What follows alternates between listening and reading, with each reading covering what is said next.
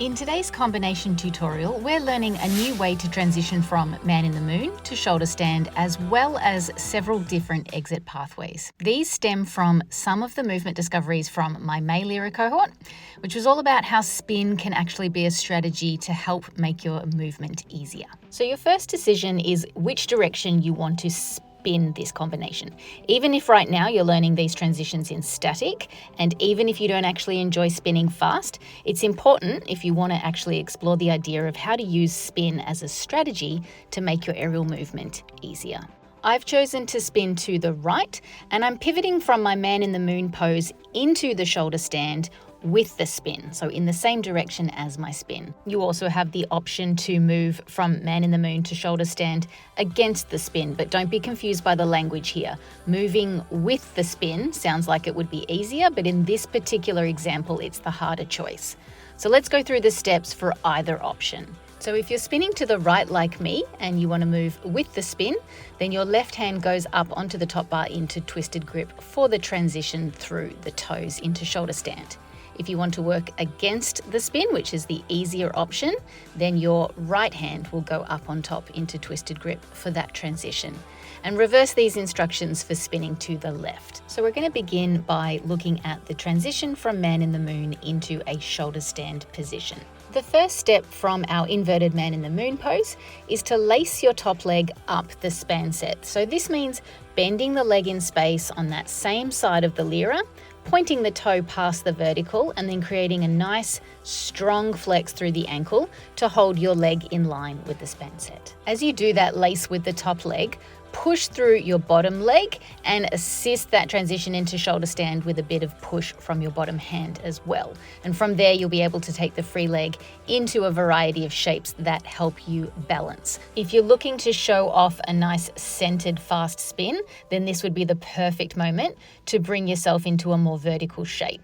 And if you're not a massive fan of fast spin, then in this moment, you can also slow yourself down by making some larger shapes. So the first step to transition out of the shoulder stand is replacing the free leg back at about 9 o'clock and pressing that leg as straight as you can within the dimensions of your hoop.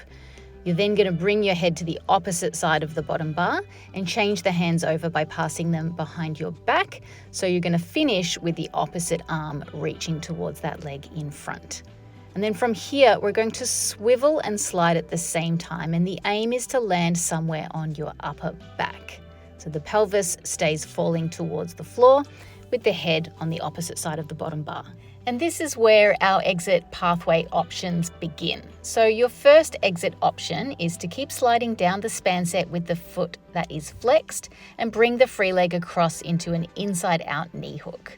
From here, very carefully, transition both hands above the knee hook into a baseball grip, and as you lift your head and torso off the bottom bar, your body will swing to the outside of the Lyra. Depending on which direction you decided to pivot into your inverted man in the moon, it will do this with quite a bit of force. So your options to land are either squeeze through the back of the hamstring and keep your regular single knee hook and just hold on for dear life with that baseball grip, or you can take a little bit more weight through your arms, keep yourself nice and vertical, and do a knee hook switch to catch in the opposite knee hook. Your second exit pathway option is also using that inside out knee hook, but keeping a constant tension through the upper back onto the bottom bar as you lay out in this position.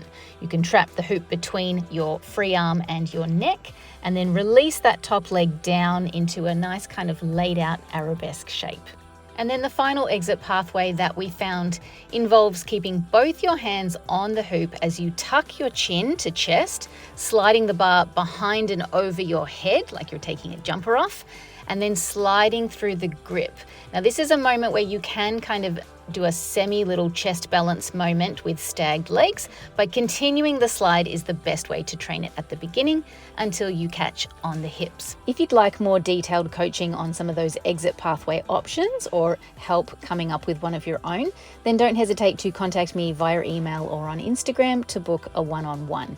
And if you've enjoyed learning this combination with its emphasis on how to use spin as a strategy to smooth out some of those aerial movement wrinkles, then consider joining us in class for one of our group cohorts. The next one starts June 7th.